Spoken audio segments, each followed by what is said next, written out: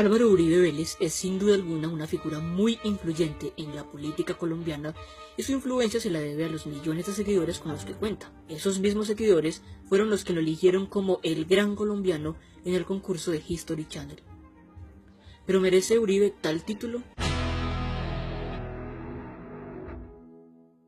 Empecemos con el argumento más común que ofrecen los uribistas para defender la gestión de Uribe Vélez: la seguridad. Durante su periodo de gobierno en el país hubo 9.831 secuestros, de los cuales cerca del 67% fueron en las carreteras del país. Esto deja mucho que pensar sobre lo seguras que eran las carreteras durante el gobierno de Uribe. Lo que sí es cierto es que el gobierno de Uribe logró acabar con la presencia de grupos guerrilleros en las zonas urbanas. Sin embargo, esto no produjo completa seguridad, pues se logró con la ayuda de paramilitares, que pronto se apoderaron de las ciudades. Estos grupos paramilitares son responsables del 80% de los desplazados del país y del 61.4% de las masacres perpetradas entre 2002 y 2007. Y el Estado, encabezado por Álvaro Uribe, no los persiguió. Muy por el contrario, muchos jefes paramilitares confesaron haber recibido ayuda del mismo gobierno. Además, el Estado asesinaba jóvenes inocentes para hacerlos pasar por guerrilleros y hacerle creer al país que se estaba acabando con la guerrilla. Esto se conoció como el escándalo de los falsos positivos, que contó con más de 4.000 víctimas. Lo anterior nos da como resultado, según cifras oficiales, que el gobierno de Uribe fue el que tuvo mayor número de víctimas por el conflicto armado, y lo peor del asunto es que durante su gobierno no permitió que las víctimas fueran reparadas y conocieran la verdad, y hoy se opone al punto de reparación de víctimas del acuerdo de paz, diciendo que atenta contra la propiedad privada.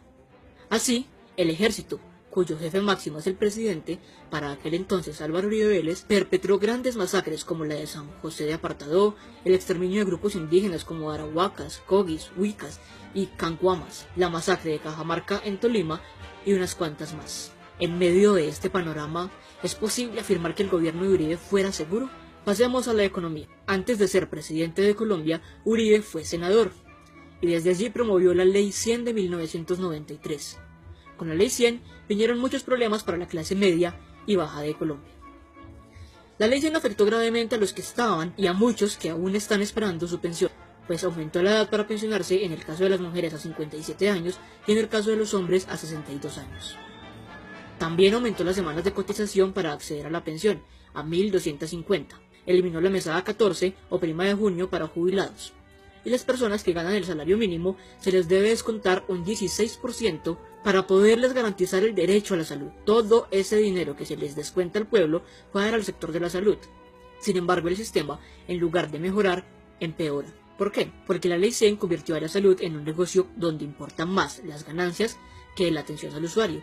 Así pues, Uribe mató dos pájaros de un solo tiro. Le quitó al pueblo salud y dinero, y muchos le dan su amor. Debemos aclarar que es falso que Uribe haya subido el IVA del 8 al 16%.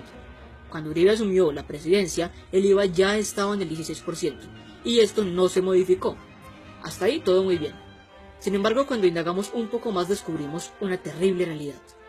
Durante el gobierno de Uribe hubo 5 reformas tributarias, que aumentaron de manera descarada los impuestos de los colombianos, y que incluían algunos impuestos que eran sencillamente ridículos, como el impuesto sobre valorización, impuesto mercantil, impuesto a las ganancias ocasionales e incluso un impuesto para la guerra. Muy raro, porque Uribe dice que en Colombia no hay guerra. Entonces, ¿para qué era esa plática? El salario mínimo fue otro de los grandes afectados de la administración de Uribe, pues los aumentos anuales del salario mínimo venían siendo de 2 dígitos, aumentos del 21, 20 y 19%. El aumento más bajo era del 10%, pero cuando Uribe asumió el poder en 2002, esto cambió. Los aumentos al salario mínimo empezaron a ser de un solo dígito. Empezó con un aumento del 8%, pasó por el 6 y el 7% y llegó a aumentar tan solo un 3,6% el salario mínimo en su último año de gobierno. A la par, con cada reforma tributaria los impuestos aumentaban de 7 a 8 puntos porcentuales. Mediante la resolución 013 de 2005 ordenó acabar con las primas de servicios. Luego, el Senado de la época aprobó una ley para reducir el valor de los servicios públicos, y Uribe rechazó tal ley.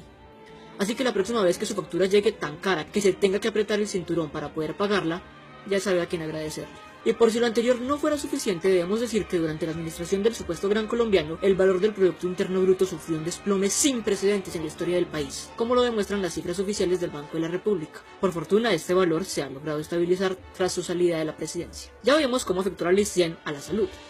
Pero esto no fue suficiente. Durante su presidencia ordenó el cierre de cerca de 18 hospitales, como si hubieran de sobra. En su periodo como senador también atacó el derecho al trabajo, acabando con la estabilidad laboral y el derecho a las prestaciones por medio de la Ley 5090, en la que se permite a los empleadores ofrecer contratos solo por 3 o 4 meses, sin prestaciones y con salarios por debajo del mínimo. Eliminó más de 30.000 empleos que generaba el sector público. Y para poner la cereza en el pastel, pese a que él lo niega, las evidencias demuestran que eliminó el pago por horas extras. Estas son solo algunas de las cosas que ha hecho contra la clase media y baja del país. En este solo video me es imposible hablar de todas las cosas que ha hecho Uribe contra los colombianos. Por eso me gustaría hacer una segunda parte. Escribe en la caja de comentarios si te gustaría que le hiciera. Si te gusta el video, déjale me gusta y comparte este video con todos tus amigos uribistas. Y no olvides suscribirte en este botón. Hasta la próxima.